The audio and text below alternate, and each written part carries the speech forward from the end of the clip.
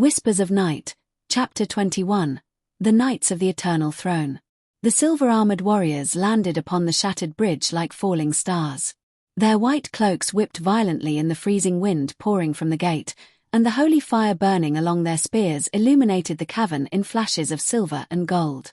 Lira counted 7 of them. Every one radiated terrifying power.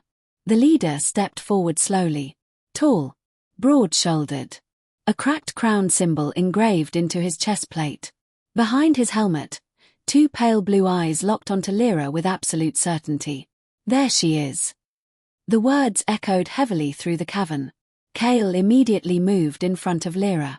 You should have stayed buried with the throne. The knight lowered his spear slightly. And you should have died with the traitors, Kale. Lira looked sharply toward him. Traitors? Kale's jaw tightened. But before he could answer, Seraphine drifted forward above the river. The eternal throne still hides behind holy armor and lies. Several knights instantly raised their spears toward her. One whispered fearfully, "That spirit should not exist." The leader ignored her completely. His eyes remained fixed on Lira.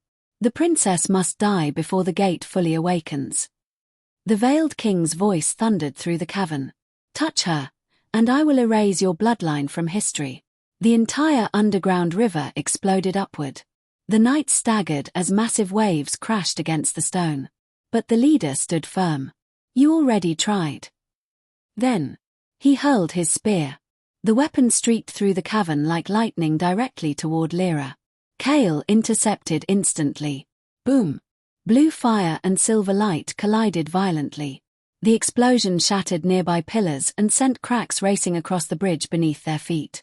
Lira fell hard against the stone floor. The mark on her arm pulsed painfully. Everything was happening too fast. The leader summoned the spear back into his hand. "You protect her even now." Kale slowly rose from the smoke. "She is not responsible for what happened." The knight's eyes hardened. "She carries his blood." "She carries hers too," Kale answered. For the first time, uncertainty crossed the leader's face. He glanced briefly toward Seraphine floating above the water, then back toward Lira. She truly survived. Seraphine's voice became cold as winter. "No thanks to your throne."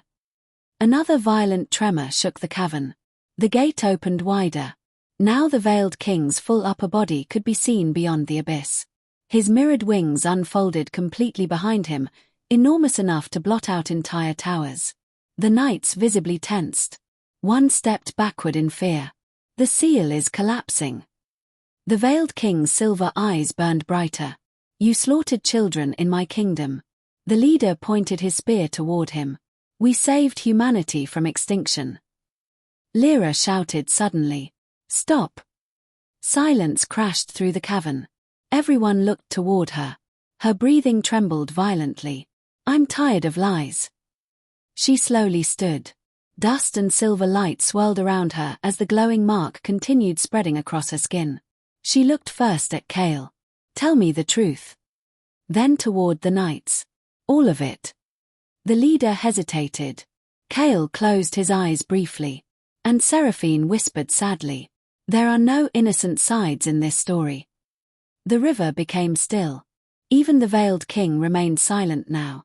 At last, the knight leader removed his helmet. Lira froze. He was older than she expected. A long scar crossed one side of his face, and exhaustion lived deep inside his pale eyes. "My name is Valin," he said quietly, "last commander of the Eternal Throne." He looked directly at her. The First Kingdom was not destroyed because it was powerful. His voice darkened. It was destroyed because the veiled king opened the sky. Lira felt cold spread through her chest. "What does that mean?" Valin slowly pointed upward. "Before the collapse, there was another world beyond ours."